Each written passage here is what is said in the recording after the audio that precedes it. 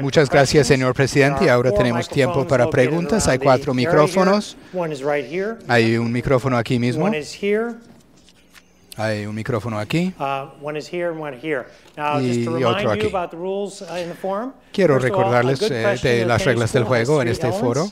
Una buena pregunta en la escuela Kennedy tiene 3 elementos. Primero, identificarse. Segundo, que es una pregunta breve, una sola idea, no es un discurso. Y finalmente, que termina con una marca interrogatoria. Voy a estar aquí para hacer cumplir estas reglas. Buenos días, señor presidente. Soy Juan Mejía. Soy estudiante aquí en la Facultad Kennedy de Venezuela. Yo creo que su discurso ha sido muy interesante, sobre todo en relación con la necesidad de hablar de la libertad cuando uno habla de la justicia, pero yo creo que también lo tenemos que hacer en forma inversa. Usted mencionó los derechos humanos al comienzo y también al final del discurso, y también hace más o menos un mes usted dijo que Maduro, el presidente de nuestro país, era incapaz de ser represivo. El último informe de Amnistía Internacional dice que son centenares los que han sufrido heridas. Ha habido casos de tortura y algunos amigos míos, bueno, uno perdió la hoja por el impacto de las gases lacrimógenas. Entonces, mi pregunta es si usted sigue pensando que el gobierno de Venezuela es incapaz de violar los derechos humanos. Y antes de que descalifique mi pregunta, quiero agregar que un día después de iniciadas las protestas, usted dijo que las muertes en nuestro país eran las consecuencias de una oposición irresponsable. Sin embargo, la autoridad ha reconocido que un policía mató a estas personas y empezó todo este lío. Gracias. Muchas gracias por la pregunta. Esa es su información y su opinión. Yo sigo con mi opinión. Creo que Maduro es incapaz de la represión. Hay manifestaciones muy serias y manifestaciones violentas en Venezuela. Eso está claro. No sé cuál es la información que tiene, pero tenemos información también. Por ejemplo, después del 2013, la elección presidencial del 2013 en Venezuela, nosotros sabíamos que la oposición le daba apenas un año al gobierno de Maduro. Querían desestabilizar este gobierno. Y la información fue cierta. Tenemos un embajador y todo ahí. Y al menos la mitad de los muertos o de las muertes son consecuencia de la violencia de la oposición y no del gobierno. Bueno, tiene otra información y yo tengo mis fuentes. Cuando hay miles de policías, es muy difícil controlar la violencia de cada quien.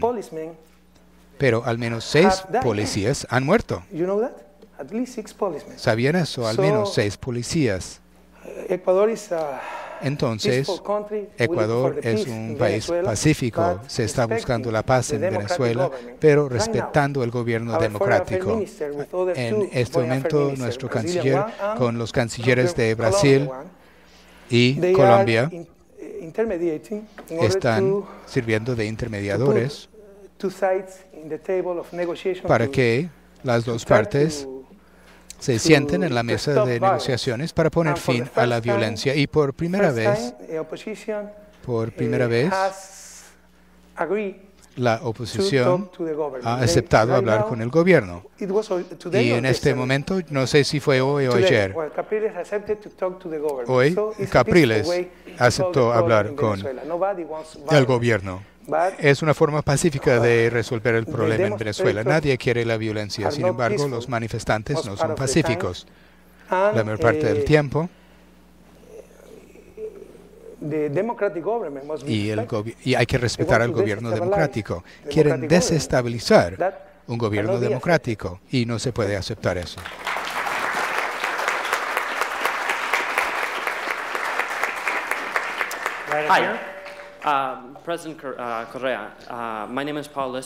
Yo soy Paul Lisker, soy científico de computadores o de informática y nací en México y estudio gobierno aquí.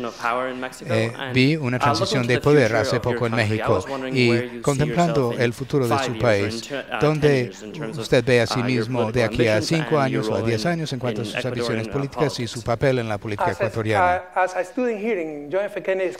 Como estudiante en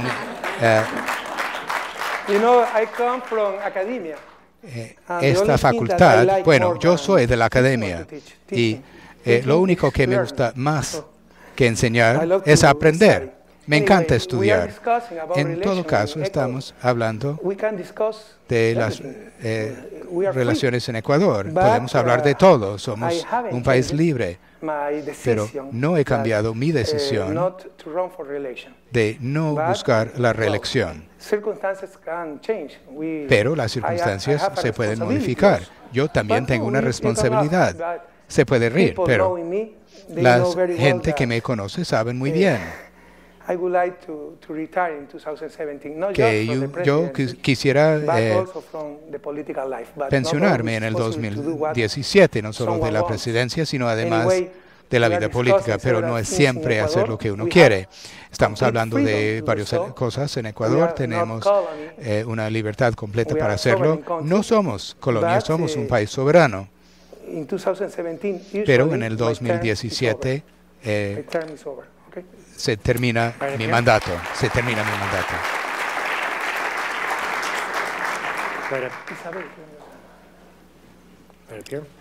Good night, President Correa. My name is Alfredo Guerra. Yo soy Alfredo Guerra, soy estudiante de posgrado aquí en esta facultad Kennedy. También soy de Venezuela. Yo respeto sus políticas a favor de los pobres y sus esfuerzos en la región. Es algo que hacía falta, que era necesario y hacía falta en los países de América Latina. Pero respecto a los derechos humanos no puedo sino preguntar nuevamente. Ahora han muerto más de 30 personas, incluyendo a una mujer embarazada, reina de belleza, madres. Está claro que hay un desacuerdo en el país. Se puede decir que es de un lado y de otro. Después de las elecciones presidenciales del 2013, el 49% no está de acuerdo con el presidente, el 51% sí está de acuerdo con el presidente. O sea, el país está dividido. ¿Usted cree que un diálogo podría haber evitado tantas muertes? ¿Y qué habría hecho usted como gobierno para mejorar, digamos, lo que ha hecho el gobierno venezolano? Sí, se puede estar en desacuerdo con el gobierno, pero tiene que respetar el gobierno. No cuestiono sus cifras.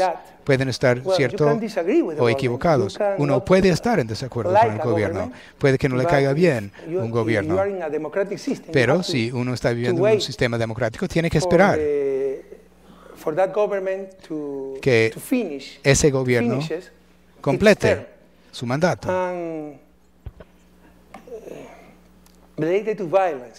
Ahora, en cuanto a la violencia, insisto, es una situación muy difícil. Hay miles de personas en las calles.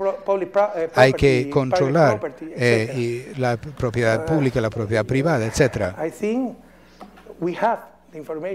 Yo creo que tenemos la información y tenemos la prueba. Hubo varias manifestaciones violentas. Entonces, ¿qué se debe hacer?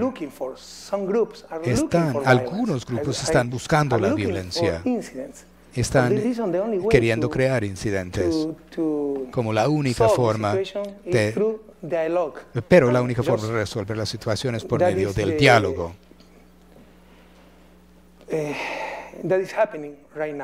Y eso se está dando en este momento gracias a los buenos oficios de UNASUR. Y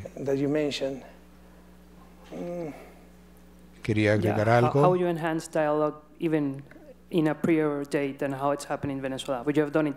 ¿Cómo habría mejorado la situación de diálogo antes?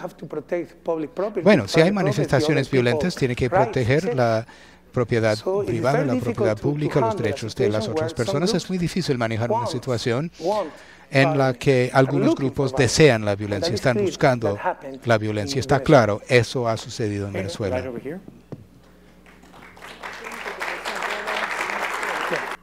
Thank you so much. Muchas gracias, Presidente Correa.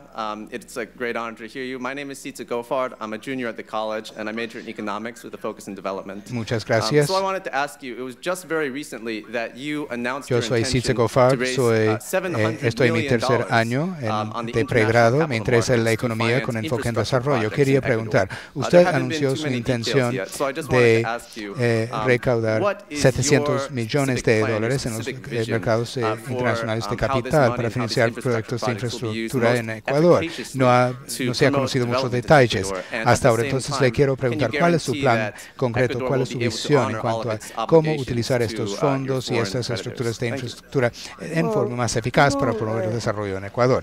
Y a la vez puede garantizar que Ecuador podrá honrar todas sus obligaciones frente a los acreedores extranjeros. Gracias. Bueno, nuestro presupuesto nacional se financia y hay varias fuentes de financiación, no solo el mercado internacional. Hay financiación bilateral, hay financiación multilateral, etc. Entonces, es una de las fuentes. No sé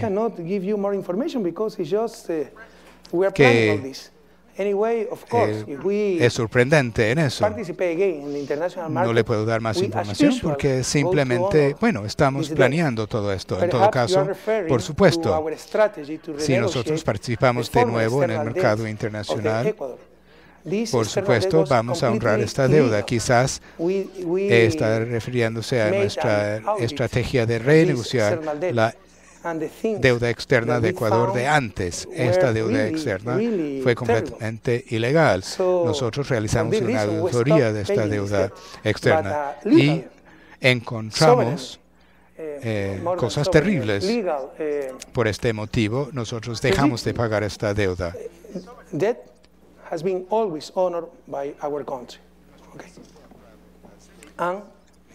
Y esta fue un... Pero nuestro país siempre ha honrado las deudas legítimas y mi gobierno también siempre los ha honrado. Gracias. Buenas tardes, Presidente. Yo soy Carolina Silva Portero. Yo soy ecuatoriana y soy estudiante de posgrado en la Facultad de Derecho de Harvard. Mi pregunta es la siguiente. Desde los años 70, la economía ecuatoriana se ha fundamentado en la extracción de los recursos naturales, sobre todo del petróleo, que ha insertado al país en la economía internacional. Mi pregunta, si usted dice que el desarrollo es un proceso político, ¿el proceso político del Ecuador considera la opción de salirse de ese modelo de desarrollo? Es decir, el gobierno ecuatoriano está pensando en alternativas a la extracción de los recursos naturales en el largo plazo, y si es así, ¿cuáles son los pasos que está tomando el gobierno en este sentido? El desarrollo es básicamente un proceso político, pero no es solamente un proceso político, es un proceso técnico también. También exige cambios culturales. Nosotros enfrentamos restricciones externas y hay que utilizar sus recursos, entre ellos los recursos no renovables, como cualquier otro país del mundo. Eso no quiere decir destruirlos, es utilizarlos en forma responsable, responsabilidad ambiental y social. Y por supuesto, nosotros queremos... Bueno, usted dijo salirse, habló de salirse de este modelo de extractivismo, pero algunos creen que se puede hacer al poner fin a la producción del petróleo y a la minería, etc. Quizás, si uno quiere salirse del modelo extractivista para volver a otro modelo, hay que mover los recursos a otros sectores de la economía. Por ejemplo, el conocimiento, el talento humano, la ciencia y la tecnología. Es exactamente lo que estamos haciendo. Es por eso que yo me encuentro aquí hoy, porque esta visita a los Estados Unidos es para ese propósito, hacer contacto con algunas universidades para fortalecer nuestras relaciones, para que haya cooperación con nuestras universidades, nuestros institutos de investigación, etc. Entonces, para superar el modelo extractivista es utilizar estos recursos para desarrollar otros sectores de la economía, por ejemplo, el turismo. Ya vieron el video.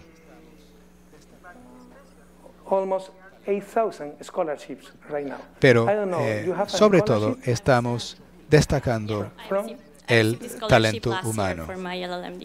Hemos ganado unos 8,000 becas. ¿Usted tiene beca? Sí, recibí una beca el año pasado para mi maestría en Derecho. Tiene la beca de la organización, del organismo público. Esa es la forma de superar el extractivismo. No cerrar los oleoductos, no renunciar la explotación de nuestros recursos no renovables, sino transferir estos ingresos del sector de recursos no renovables a otros sectores de la economía, sobre todo el talento humano, la ciencia y la tecnología. My name is Ana Carneiro. I study economics and government in the college, and I'm from Rio, Brazil. Buenas tardes, señor presidente. Muchas gracias por el discurso. Yo soy Cañero. Yo estudio economía y gobierno como pregrado. Yo soy de Río de Janeiro, Brasil. Entonces estoy de acuerdo con usted cuando dice que Dios es brasileño. Mi pregunta tiene que ver con las negociaciones de Ecuador para formar parte del Mercosur y si la creación de la Alianza Transpacífico es parte de... tiene que ver. Estamos estudiando la posibilidad de entrar al Mercosur, pero debe saber algo muy importante. Nosotros no tenemos una moneda nacional. Cuando uno no tiene moneda nacional, no tiene tipo de cambio. El tipo de cambio es el instrumento más importante para resolver cualquier problema externo. Pero si usted no tiene ese instrumento, la otra política, hay políticas y hay instrumentos. Una política tiene instrumentos, otra política es la política comercial. Eso significa if you lose this policy and these instruments, tariff, quotes, etc., es, digamos, imponer aranceles en los bienes importados. Si uno pierde esta política, estos instrumentos, aranceles, cuotas, entonces uno no tiene nada para equilibrar la economía. Habría un problema en el sector externo. Por este motivo, tenemos que ser muy prudentes al analizar si vamos a entrar a este tipo de acuerdo comercial. Estamos estudiando entrar a Mercosur, los países de Mercosur, para obtener cierta flexibilidad frente a Ecuador, ya que no tenemos una moneda nacional. Ahora, en lo que hace a la Alianza del Pacífico, esta es una unión de mercado libre para que un país sin moneda nacional entre a un acuerdo de libre mercado es casi suicida. Sería un suicidio. Entonces, mientras yo sea presidente, no vamos a formar parte de la Alianza del Pacífico. Thank you, President Correa. It's a real pleasure to have you here, to meet you. My question, actually, my name is William Chiriguayo. Gracias, presidente Correa. Es un gran placer que esté presente y que esté aquí. Yo soy William Chiriguayo. Yo también soy ecuatoriano-estadounidense y soy estudiante de doctoral en el Departamento de Historia aquí. Entonces, en esta sala lleno de abogados, economistas y científicos políticos, a lo mejor va a ser, o politólogos, va a ser un poco diferente. Usted ha hablado de la moneda varias veces, no solo en el discurso, sino también al responder a algunas de estas preguntas. Me interesa esto mucho. Yo estudio las monedas o la moneda. Para mí la moneda no es solo cuestión de economía, sino también de orgullo nacional y de la libre determinación. Y quisiera saber si el gobierno, o cuáles son los planes de su gobierno para una moneda ecuatoriana en ese sentido. ¿Qué significa cuando los ciudadanos ecuatorianos están circulando a Abraham Lincoln o a George Washington en vez de Vicente Rocafuerte o las tortugas de Galápagos? Usted tiene razón. La moneda nacional es un instrumento económico muy importante, es motivo de orgullo nacional, es un símbolo de la soberanía y nosotros perdimos este símbolo. Además, o quizás se le olvidó mencionar, es el instrumento social más importante para que haya coordinación social. Entonces sí, es un problema. La dolarización fue un grave error técnico, y no solo técnico, sino un error político y social también.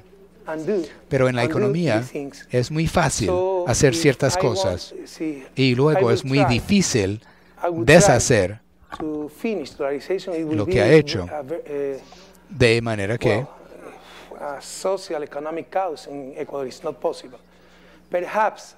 si yo intento poner fin a la dolarización, habría un caos social y económico en El Salvador. Quizás no es posible. Quizás una alternativa en el mediano plazo es buscar una moneda regional a nivel de UNASUR o de la región andina, pero salirse de la dolarización en el corto plazo es al menos imposible. Good evening, President. I'm here. Yeah. Thank you very much for your speech. My name is Ayub Dera. I'm a mid-career MPA here at the Kennedy School. Buenas noches, presidente. Muchas gracias por el discurso. Yo soy Ayub Dera. Yo soy estudiante en Administración Pública aquí en esta facultad, Kennedy. Yo admiro su programa social y económico, la forma en que tiene grandes logros sociales, es muy bueno, y yo sé que los que perdieron sus privilegios en América Latina en general y en Ecuador en particular quieren volver al poder en forma contrarrevolucionaria, pero no está cayendo en la trampa, por ejemplo, a restringir la libertad de prensa. El gobierno del Ecuador, Ecuador como país, cayó en todas las calificaciones de libertad de prensa. ¿Y cómo es posible que el país que le dio asilo a Julian Assange, el héroe de la libertad de prensa, tiene, digamos, estos malos logros, digamos, en cuanto a la libertad de expresión? ¿Qué puede decir? ¿Ha visitado Ecuador? ¿Ha conocido Ecuador? No. No, estoy analizando las calificaciones. Si usted va al Ecuador, va a ver si tenemos o no libertad de expresión. Hay una tal falta de libertad de prensa que pueden decir esto todos los días en los periódicos. No es la verdad, no sé quién le dice esto. Sí, tenemos una campaña muy fuerte o hay una campaña muy fuerte para que la gente crea esto. Pero es la oposición política que tenemos que enfrentar también. Pero venga al Ecuador para que pueda ver para sí mismo que no hay falta de libertad de expresión o libertad de prensa. En cuanto a Julian Assange, bueno, en virtud del derecho internacional, nosotros podemos brindar el asilo a todos los ciudadanos del mundo, y según la Carta de Naciones Unidas, cualquier ciudadano del mundo puede solicitar el asilo. Así que nosotros hemos ejercido nuestro derecho soberano. ¿Por qué? Nosotros no justificamos lo que hizo Assange, pero hubo indicios claros de que el debido proceso estaba en peligro, y por este motivo, para proteger sus derechos humanos, le dimos asilo. Venga a Ecuador para que vea con sus propios ojos. Gracias, señor presidente. Yo me llamo Ann McDonald, soy estudiante aquí en la Facultad Kennedy. Usted ha mencionado varias veces su compromiso con levantar los niveles de prosperidad para su pueblo. Quería preguntar, ¿cuáles son algunas de las motivaciones detrás de sus políticas y sus afirmaciones que se podría caracterizar o calificar como antagonista frente a su socio comercial principal, es decir, Estados Unidos? Wanted to ask about your position on the expulsion of the United States from the base in Manta and what motivated that. Well, también quería preguntar acerca de su postura acerca de la expulsión de Estados Unidos de la base en Manta y qué motivó eso. Bueno, yo hablé en términos muy claros esta vez cuando estábamos hablando de continuar con la base en Manta. Podemos continuar con esta base militar de Estados Unidos en nuestro país si Estados Unidos nos permite tener una base ecuatoriana en Miami. No.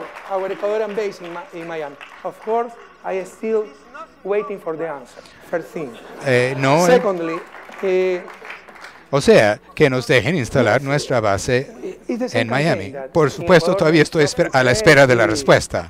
Esto primero. Y sí, es la misma campaña que en Ecuador. No hay libertad de prensa, no hay libertad de expresión, etc. Y igual se dice que yo soy anti-estadounidense. Yo estudié aquí y tengo 2 títulos de universidades estadounidenses. Yo pasé 4 años de la vida de una de las épocas más felices de mi vida aquí en este país. No tiene sentido. Pero nosotros criticamos lo que consideramos mal, sobre todo las políticas, la política exterior de Estados Unidos. Por ejemplo, todos los años, con todo respeto, todos los años, el Departamento de Estado publica un informe acerca de los derechos humanos. Pero ¿saben qué? Yo mencioné en mi discurso que Ecuador ha firmado todos los instrumentos interamericanos de derechos humanos. Son 8 en total. ¿Sabe cuántos instrumentos ha ratificado Estados Unidos? 0. Ninguno. Entonces es una molestia tener cada año un informe sobre derechos humanos del Departamento de Estado, siempre en contra de los gobiernos de izquierda en América Latina, cuando Estados Unidos no ha firmado ni un solo instrumento interamericano de derechos humanos. Entonces, nosotros tenemos el derecho, pero también el deber de mostrar esta contradicción. Y por este motivo, a veces los medios, los actores políticos en Estados Unidos pretenden mostrar que somos antiamericanos, pero yo no soy antiamericano. Yo soy anti-doble estándar. Y yo estoy en contra de la falta de verdad, de lógica y de justicia. Y vamos a continuar denunciando estos dobles estándares. Hello, Mr. President. My name is Ignacio Semerene. I'm an Ecuadorian student at Brown University studying Latin American Buenas tardes, señor presidente.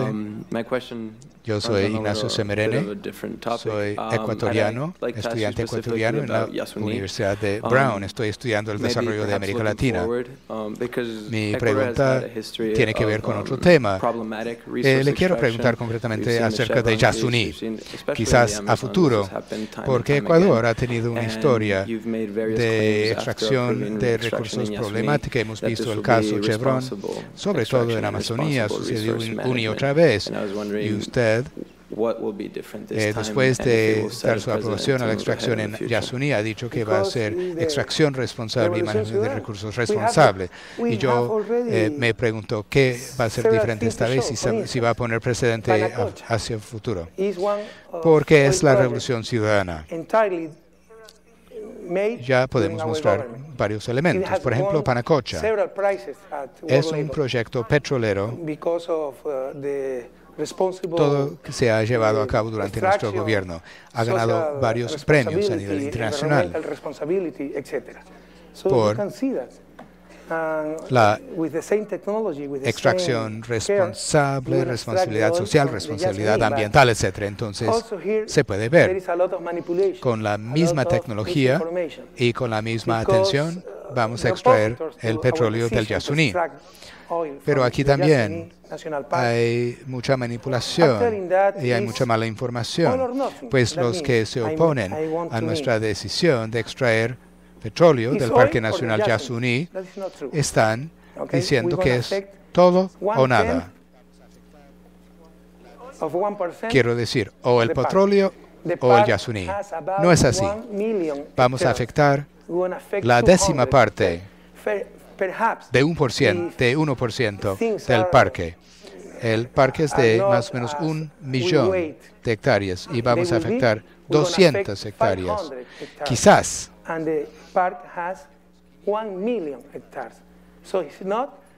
Si las cosas no van a ser como esperamos, afectaríamos 500 hectáreas y el parque tiene 1 millón de hectáreas. Entonces no es Yasuní versus el petróleo, es la 10ª parte de 1% de Yasuní frente al 20.000 millones de dólares que necesitamos en forma urgente para eliminar la pobreza, para proporcionar servicios de educación, salud, vialidad a nuestro pueblo. Muy buenas noches, señor presidente. Es un placer. Señor presidente, yo sé que tiene un programa muy apretado. Me han dicho simplemente 2 preguntas más. En la Escuela Latinoamericana de Medicina en La Habana. Mi nombre es Luther Castillo Harry. Soy hondureño. Médico graduado en la Escuela Latinoamericana de Medicina en La Habana. My name is Luther Castillo Harry, medical doctor, graduated in Latin American School of Medicine in La Habana. It's a great pleasure for us. My name is Luther Castillo Harry. Yo soy Luther Castillo Harry, soy egresado de la Escuela Latinoamericana de Medicina de La Habana. Es un gran placer para nosotros y estoy estudiando la administración pública en esta universidad. Por supuesto, le han dicho controvertido cuando cambia la narrativa de la oligarquía tradicional, los presidentes que han estado representando la oligarquía, las 10 familias que representan esto en América Latina. Nos sentimos muy orgullosos por lo que viene haciendo. Mi pregunta, ¿cómo ha sido el avance en la lucha en contra de la mano sucia de Chevron y la destrucción del ambiente en Ecuador? Y la segunda pregunta, quisiera aprender un poco más acerca de la relación entre el gobierno y la comunidad indígena. Gracias por estar aquí. Chevron contaminated our rainforest in the Amazon region. Bueno, el primer tema es muy complejo. Deben tener mucha información. Chevron contaminó nuestra selva tropical en la región de la Amazonía. Bueno, y Chevron compró el Texaco. El Texaco trabajó en Ecuador hasta el año 92. Utilizaba una tecnología muy vieja que en esa época se prohibía en Estados Unidos y no limpiaron nada. Por este motivo, al comienzo de los 2000, Chevron compró al Texaco. Por este motivo, puso un juicio a esta empresa por parte de las comunidades indígenas de la Amazonía. Se puso un juicio a esta empresa por parte de las comunidades indígenas de la Amazonía. El pleito no es con el gobierno. Ahora, Chevron Texaco peleó durante casi 10 años para ser demandado en nuestro país, pues la demanda original fue en Nueva York, donde Chevron tiene su sede societario. Luchó durante 10 años para que se demandara en Ecuador, que sería más fácil, porque ellos creían en Ecuador que sería más fácil ganar. Bueno, perdieron el proceso en Ecuador. dándole sobornos a los jueces, etc. Bueno, perdieron. Y han pasado el último año diciendo lo contrario, que el sistema judicial del Ecuador es corrupto, que el gobierno es corrupto, etc. Esto fue toda una estrategia racional que se estableció en el 2008. Hace varios días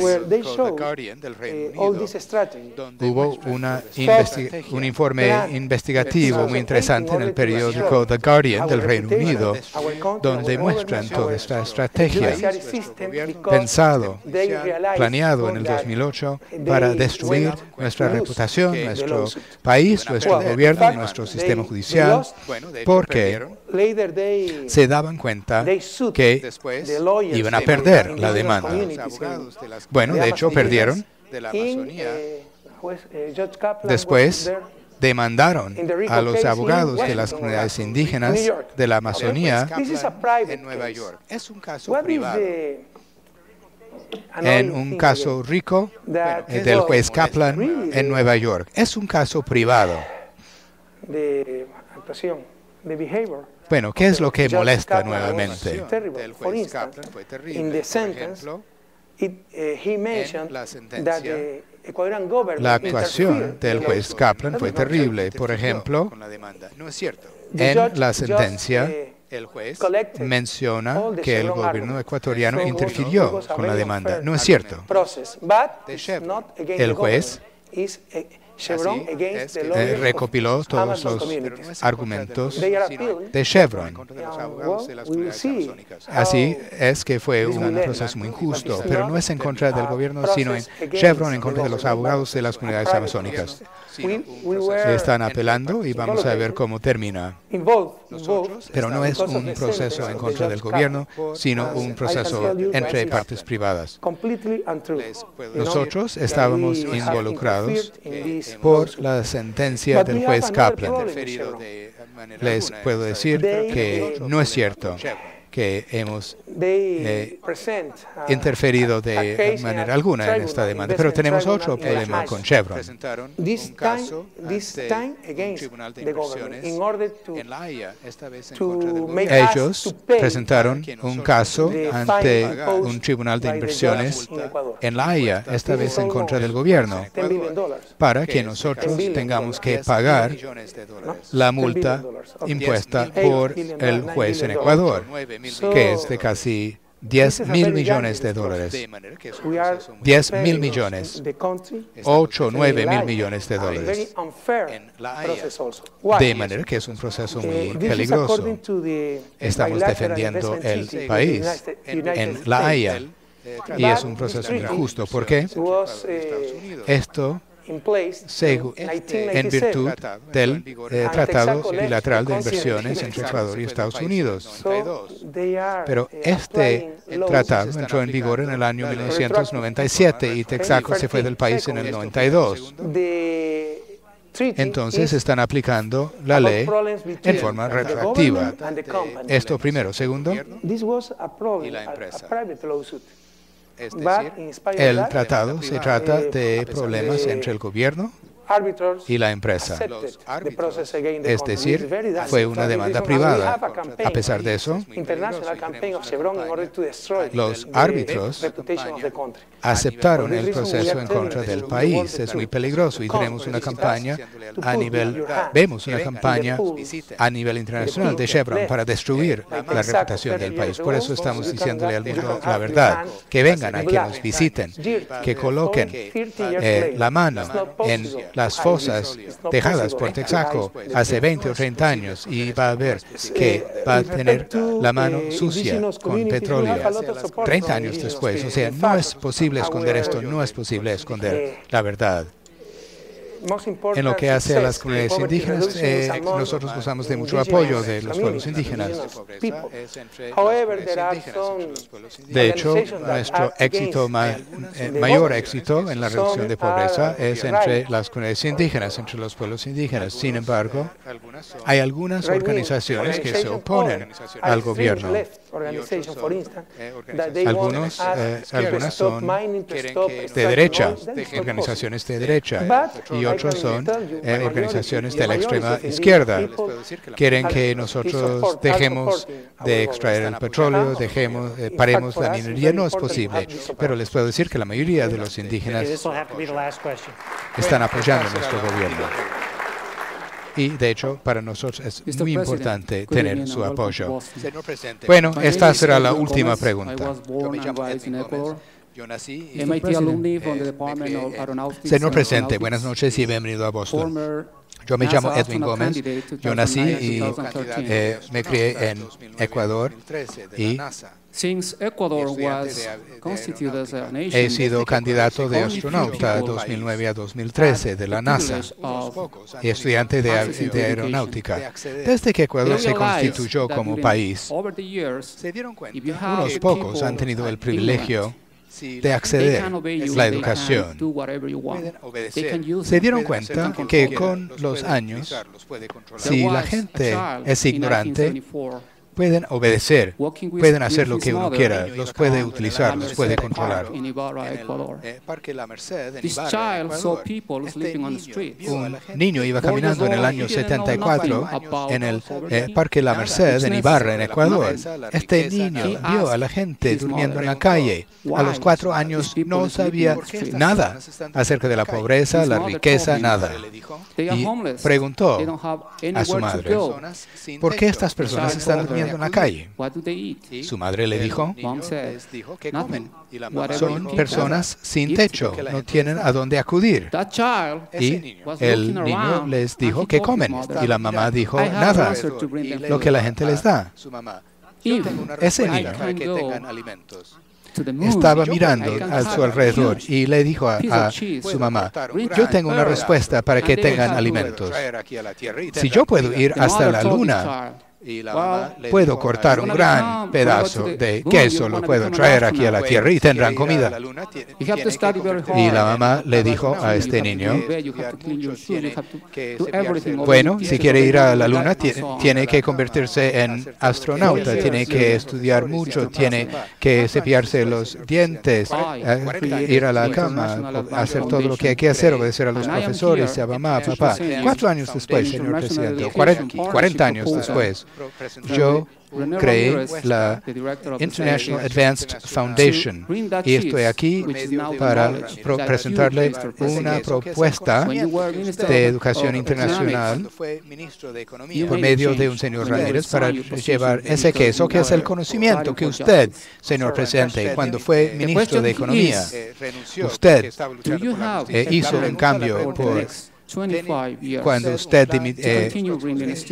renunció porque estaba luchando por la justicia. La pregunta es, ¿tiene usted un plan para los próximos 25 años para seguir llevando a los estudiantes a las universidades de excelencia en Estados Unidos?